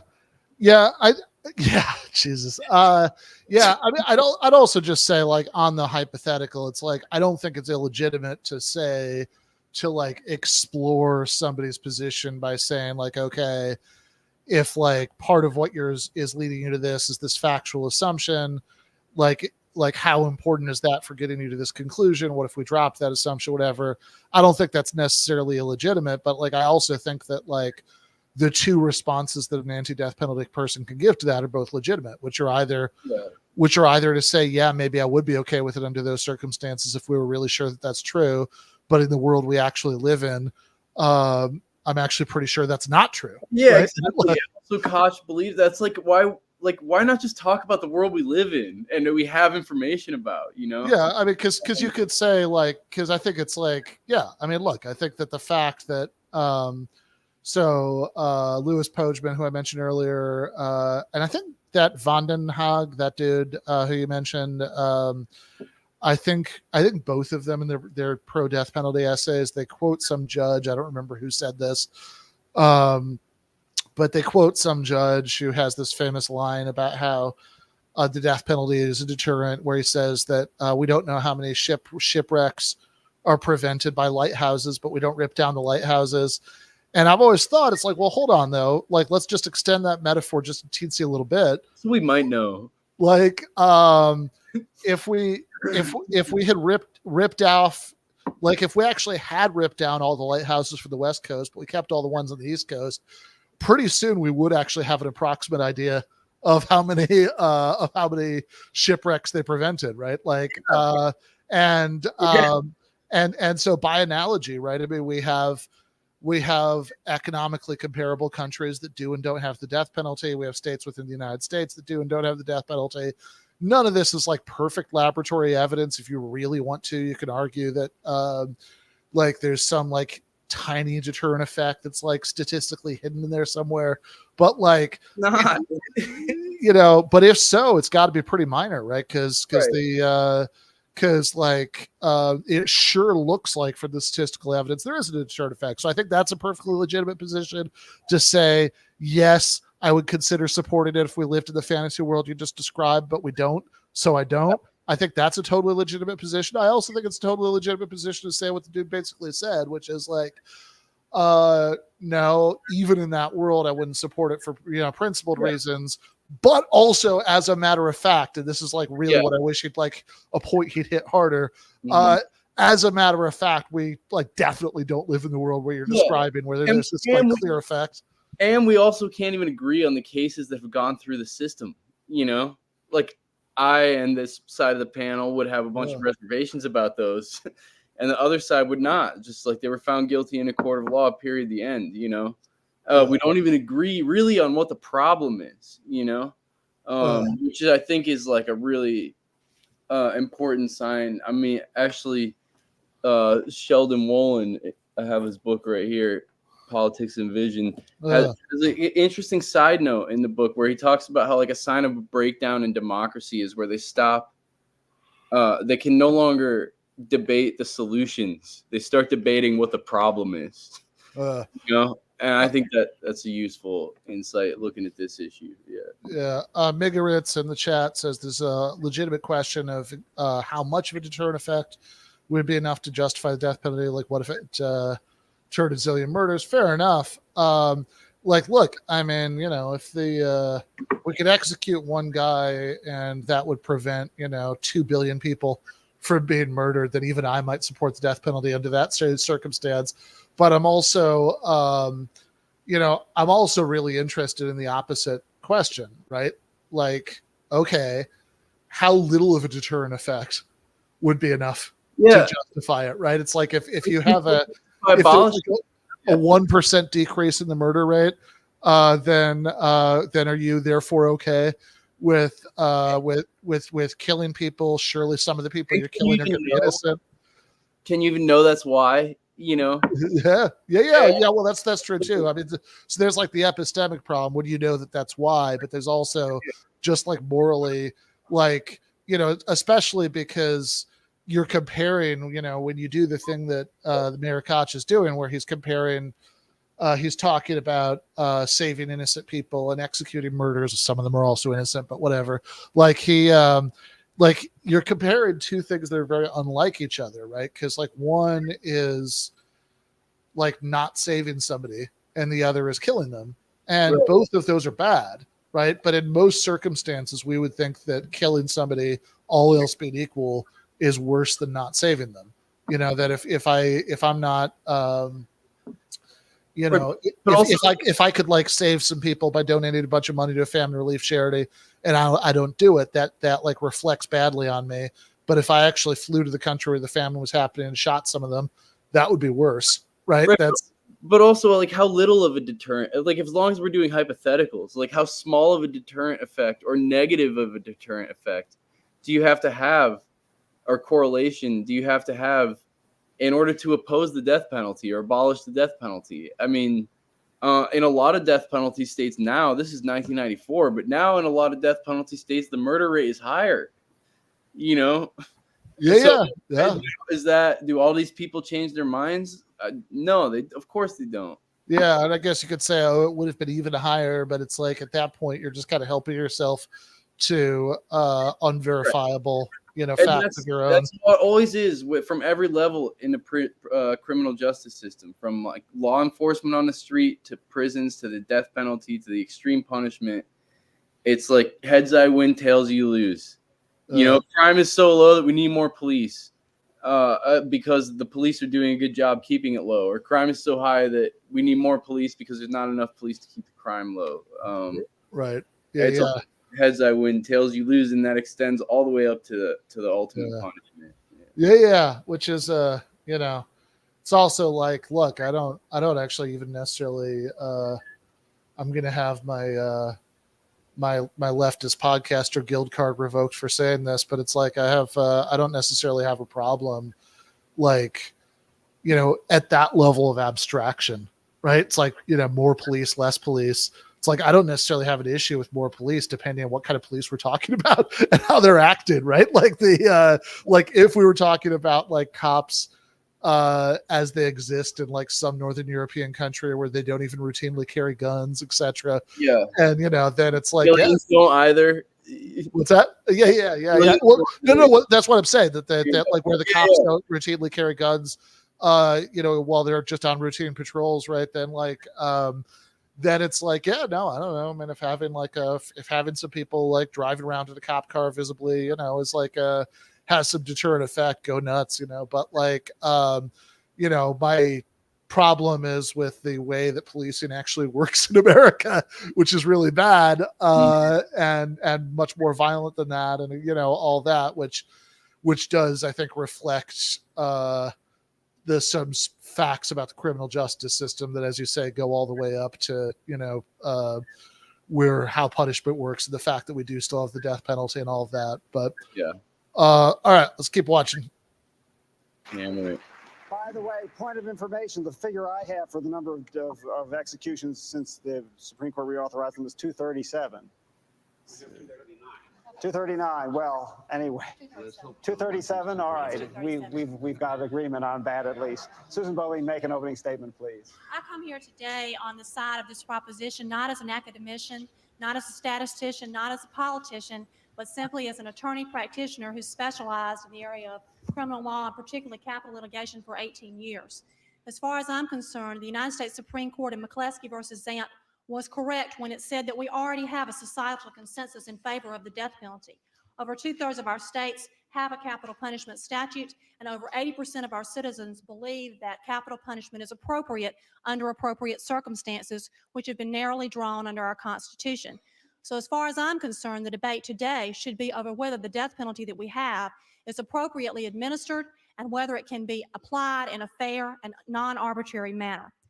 And the question of the philosophical bases underlying the death penalty, in my opinion, is a misstatement of the question to decide whether capital punishment deters.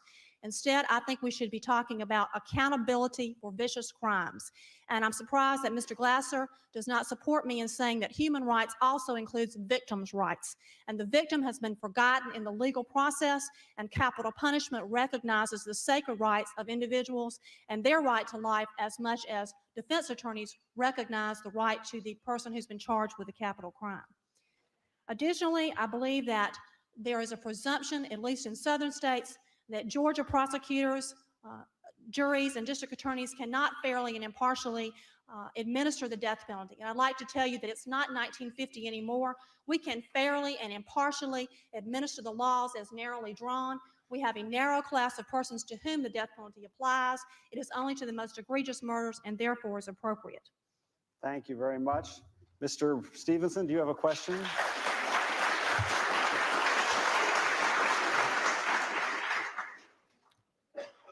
Well, let me start with the last thing that you said. It's not the 1950s, but it seems to me that if the state of Georgia and the statistics coming out of the Baldus study and the McCleskey case support or establish that you're 11 times more likely to get the death penalty in the state of Georgia if the victim is white than if the victim is black.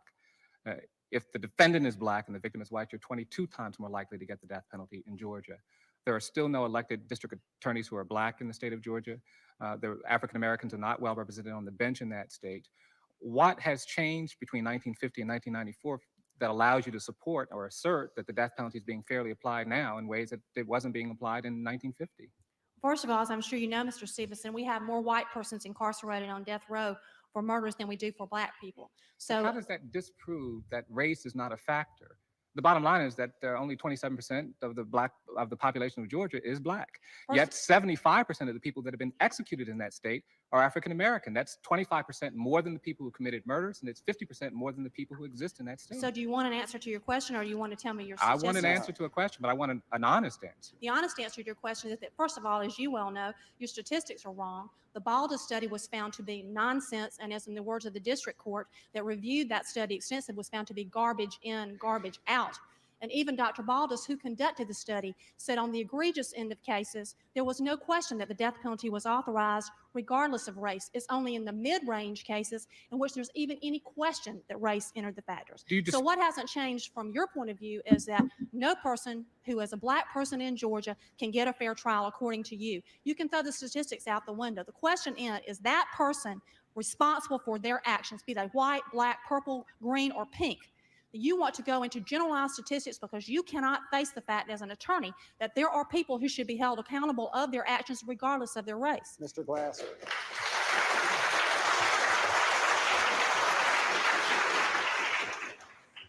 Congress commissioned the Government Accounting Office recently to review every study that had ever been done on this subject. Yes. And their conclusion was that 82% of all the studies showed that the race of the victim was the single most important factor in determining who got the death penalty. It was not the seriousness of the crime. It was not the viciousness of the crime. It was not the egregiousness of the crime. The race of the victim, if you were white and you were killed, the perpetrator was likely to be executed.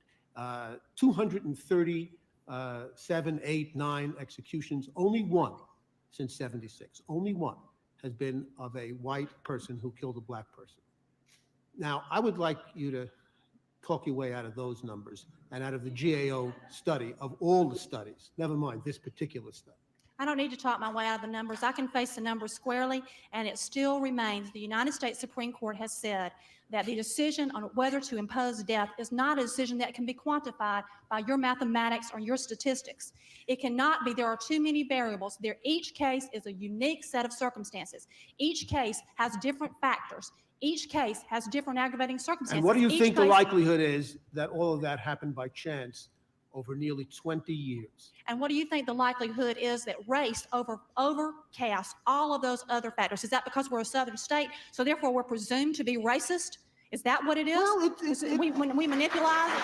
It lends a little weight to things. It lends a little weight to things. When you have a congressional study reviewing every study, and you stand up there and tell me what the Supreme Court said, the Supreme Court only said that they did not regard those statistical studies as valid. No. What they said was that they did not regard them as legally valid. They said they did not prove. They said they did not prove intentional discrimination. That's what they said they did not prove. I am according so to the law, according to the legal standard of intention. Rhetoric, and is not proof. Rhetoric and assuming is it your position that all of those government reviews of all of those studies is invalid? Are you going to stand up there and say that without a single citation?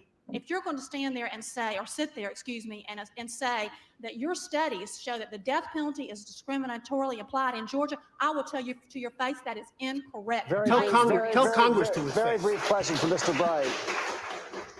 Susan, you know that these arguments that there are too many variables is just like arguing that there's no correlation between smoking and cancer because there are too many variables. It could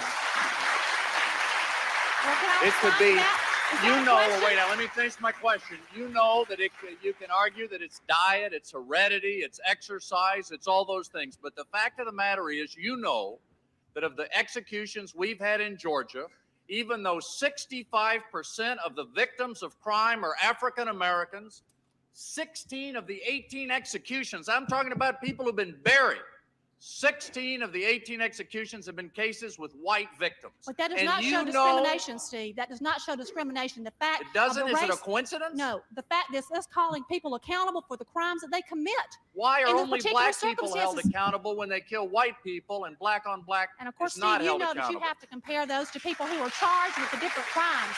You can't take the people that are convicted and compare that to the people who are executed and say that shows that more black people are unfairly executed. You're manipulating the statistics as well. Do you think we can take into account that prosecutors in Georgia strike all the African Americans from juries? You had the case with Joe Briley, where we showed that he. No, that was proven in the United States. You did not prove that. You did not Have prove you that read in the Horton United States versus Supreme Zant Court. out of the 11th Yes, I Circuit, have. where they showed the numbers that Joe Briley has used 94% of his jury strikes against black people? Mr. Bright, it's going to be your turn next. Thank you very much, Ms. Boleyn.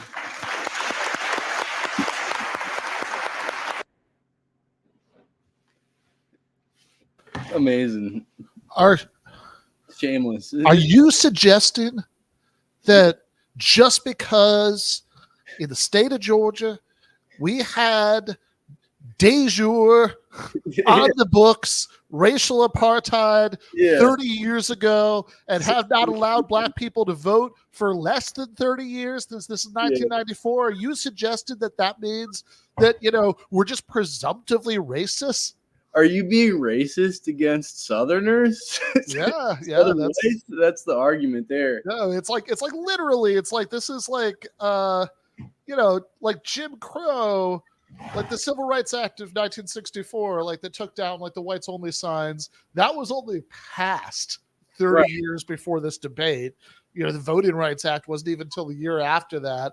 Like, you just think about like the sheer number of people who were occupying positions in government and judiciary in Georgia who still would have been occupying those positions in 1994. The idea that it's just like wildly implausible that like racial bias might be a bigger deal there, and that's like an offensive thing. Yeah, also I would argue that and I talk about this a little bit in my first book, which is now out of print, but about Jimmy Davis, and RJ Maratia talks about this, other people have written about this, how as the Jim Crow era ends and the sort of overt in-your-face racism becomes less socially acceptable in public in most of the country, let's say, or in much of the country, the kinds of behind closed doors discrimination, like in courtrooms most notably, becomes more apparent. And so actually, like, the racial disparity between blacks and whites in prison, if you look at their populations, is worse after, is worse by, let's say, like the 1980s than it was in like the 1950s. And so as the sort of overt discrimination becomes less acceptable, you start to see it like it wasn't a problem enough already, but like you start to see it more in the criminal justice process. You start to see more discrimination in courts. I guess, I do have some thoughts about, like, honestly, what she would have said if she had done a better job in this, in like making her argument here. But but just to stick for a second with the argument she actually did make, again, I think I would have still disagreed with it. I think there was a much better one that was available to her, but the one she actually did make was basically, one, I think Stephen Bright nailed it with the cancer analogy. It's essentially the same argument form as Jordan Peterson saying that you can't have scientific models of climate change because climate is everything. Like it's the same deal, that it's like, oh, well, that's a really complicated thing, so I guess just don't worry about any like empirical data about it. That's just silly. The thing that the first guy was pressing her on, and then he kind of ran out of time, and then Stephen Bright was pressing her on, and like he actually had a little bit more time to do it, is okay, I understand you're very offended by the insult to the honor of the state of Georgia, that that is the suggestion that there's some kind of racial bias at play here. But also, seriously, I just gave you all these numbers. Like, you didn't like the first study the other guy drew out, fine, let's just give you that one. Here's like the government accountability office, like looking at all the studies over the course of decades and saying this, or for that matter, just look at like how many people were actually executed in Georgia over the course of that period of time, of which race. Like, do you think that's a coincidence? And she just doesn't have an answer to that. Right. Yeah. It's like just very blatantly, she doesn't have any answer to that. Yeah. She's like, kind of like, would you, stand there and tell me that's a coincidence? Well, would you sit there and tell me that, like, we're bad people who are racist here? Because I will tell you we are not. And it's like, it's just kind of like she's good at sort of speaking quickly and stridently, but that's kind of the only thing she's good at here. Yeah. Also, this is interesting because I think that, so first of all, like,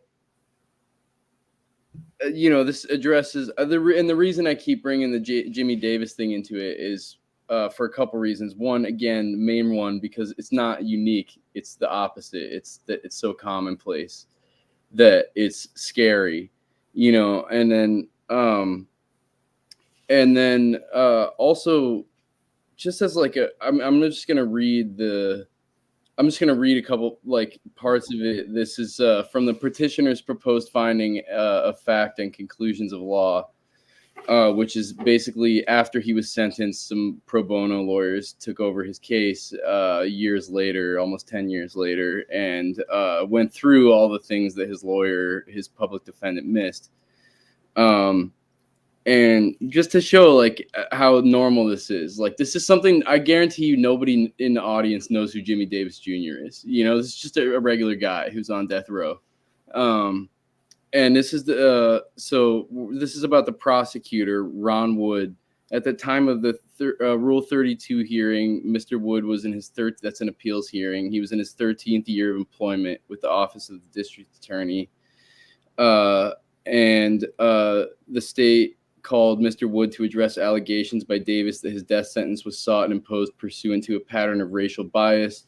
Also, I'm going to pause to include the fact that in many of these states like Georgia and Alabama, there is a clause that you cannot use racial issues as a motivating factor, and where that's not the case, there's often a specific court a judge's ruling basically barring from introducing that into the case, except when black people are involved.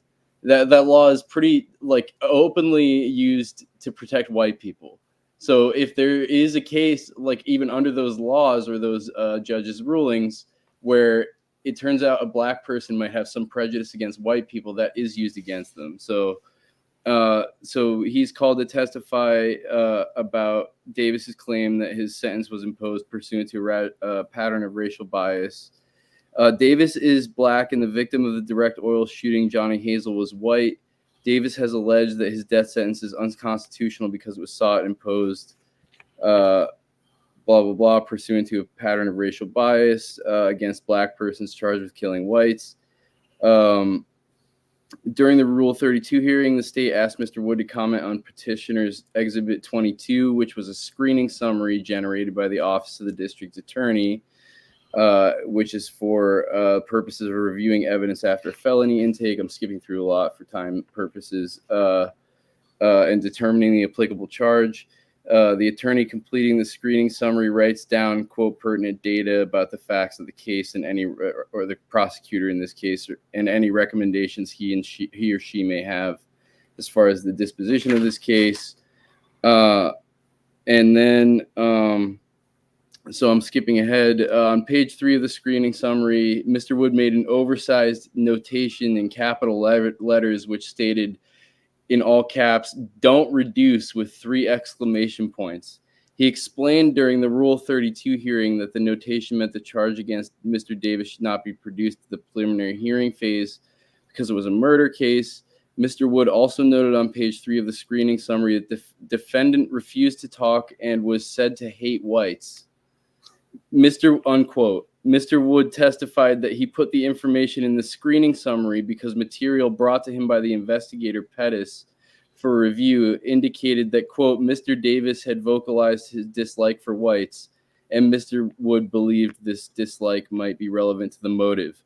On cross-examination, however, Mr. Wood admitted that the witness statements taken in Davis's case could not have been transcribed for his review at the time he noted on the screening summary that Davis was said to hate whites. He admitted further that nothing in the statements given by the co-defendants at the time the screening summary was completed indicated that Davis's alleged involvement in the direct oil robbery shooting was racially motivated. Mr. Wood also acknowledged murder motivated by racial motive was not an aggravating factor for purposes of determining whether a crime should be charged as capital murder as a capital crime under Alabama law. And then Mr. Wood also testified that he had prosecuted white defendants on charges of capital murder, that while he had prosecuted white defendants on charges of capital murder, he was unaware of any case after 13 years of doing this where he had prosecuted the murder of a black victim by a white defendant as a capital murder case. So that's just one prosecutor, one defendant, one case in Alabama. 13 years this guy's been doing this, and there's no exceptions to that for him. Yeah. I mean, so I guess an argument that somebody in her position could have made instead of what she said, and I don't think she probably could have done this because it would be because she, like, it's something that this is an argument you would be able to make if your only goal was to defend the death penalty in the abstract and not to defend like the state of Georgia and its record, right? But if you were only trying to defend the death penalty in the abstract, the argument she could have made is that okay, you're right. People are more likely to get the death penalty if they killed a white person, especially if they're a black person who killed a white person, than if they killed a black person. And that's a problem because that shows that we don't value the lives of black victims enough. And so the solution is we need to start like executing a lot more people who kill black people. Yeah. Right? That would be an argument she could have made in that, and that would have made a lot more sense than what she did say. And in its own twisted sort of way, that would have actually made sense in a way that like what she actually did say didn't make sense. And if it doesn't make sense, like at least it would be consistent. Yeah. And it would exactly. It would at least be consistent. It would be, it wouldn't require her to do this like weird huffy dismissal of all the evidence. And she could acknowledge what the evidence clearly seems to show. And she could, she could say something that, would be consistent with supporting the death penalty and also consistent with acknowledging that and all of that stuff. Right. Mm-hmm. As little as I would have liked that argument, obviously, at least it would sort of force this onto more sort of basic issues about like, okay, what are the sort of deeper problems with the death penalty besides the fact that it's applied in a racially biased way, as bad as that is, right? Which I think is a good place to take, the rest of the debate. Instead, I mean, it's kind of funny that we stopped at this image of, Koch and Buckley and the other dude whose name I forget. The crazy one. Let's just call him that. Koch and Buckley and the crazy one, all being like, "Oh, hey, great job, honey, sit down." Like that's because it's like it's just so obvious, like to that it's like nothing she said like actually substantively intersected with the point. Yeah. Also, I think ironically they saved Bryan Stevenson for close to last because he's black.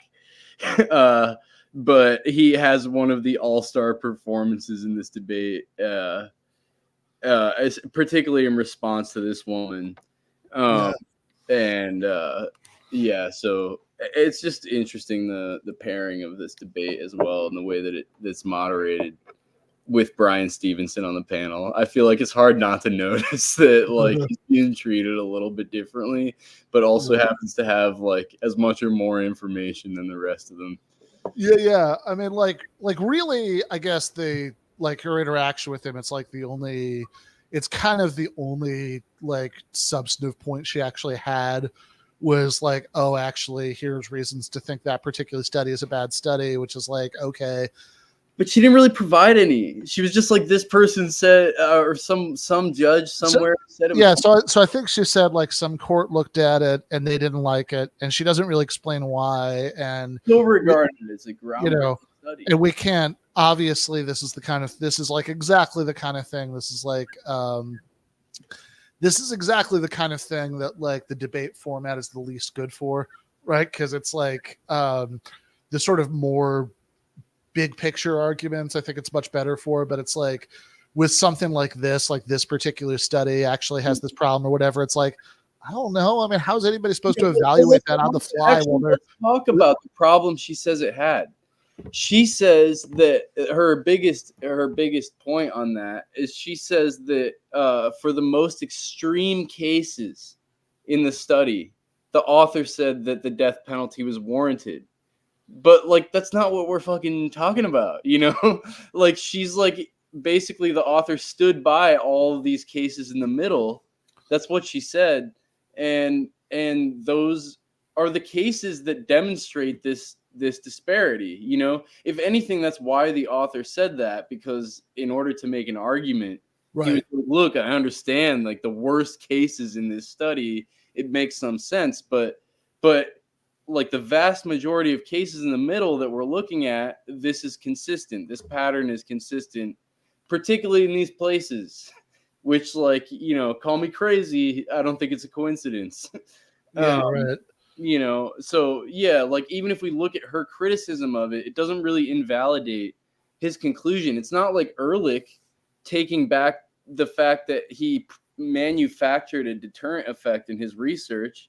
You know, it's the guy saying like, look, like if I'm being charitable about it, if I'm, you know, arguing, if I'm understanding the most charitable version of the argument from the other side, I do accept that like the most extreme cases in here, it makes sense. And it's not surprising they got the death penalty. I might have even been in favor of it in those cases.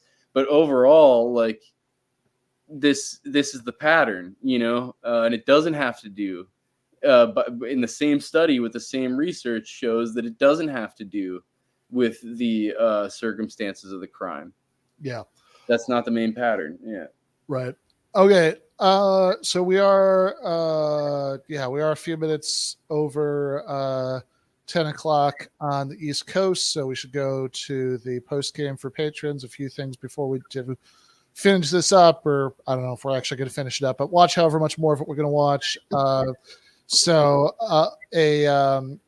a couple things before we do that. So first, I should say that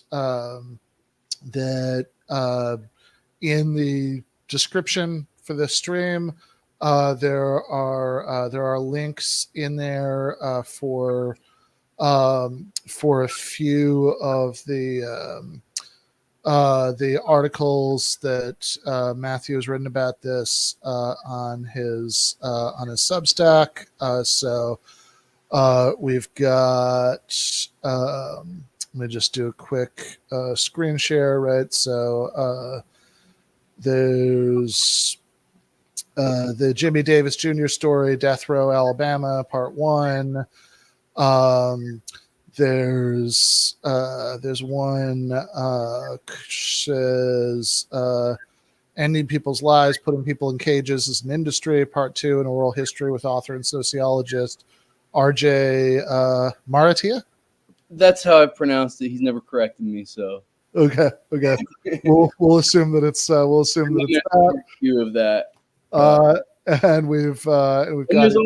There's also my book, Doing Time, which to my knowledge is the first book about prisons in America during the COVID-19 pandemic. So, if you have a chance,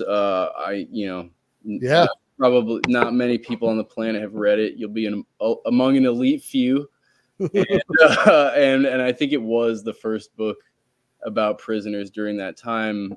I was writing an oral history when the pandemic broke out, and I just turned it into an investigative journalism piece about prisons during the pandemic. So nice collection of essays that I think people will like. It's called Doing Time, American Mass Imprisonment Pandemic. You can find that on Amazon, sure, other places. Outstanding. So should also say on a much later topic than we're talking about tonight, tomorrow I am going to be on This is Revolution.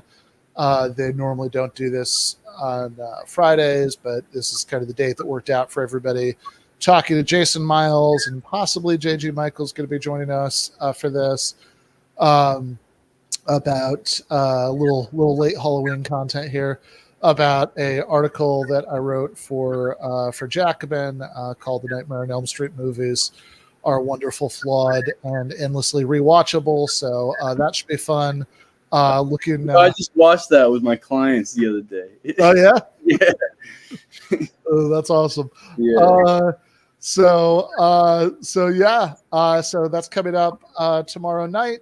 Meanwhile, if you're a patron, you should already have the unlisted YouTube link for the post game. If you're not, there's really no time like the present. Patreon.com/Ben Burgis. And we are going to be over there on about 90 seconds to, maybe a little bit longer. Anybody needs to, So let me say, as a recently paying subscriber to your Patreon, I couldn't recommend it highly enough. Lots of good shit on there. Lots of great videos, essays. Ben's doing great work, and we should support him. And he's going all around the country debating these educated fools, trying to ruin the future. So we should support that. Big up to Ben. All right, thanks, Ben. All right, we're gonna go to the post game now. Left is best.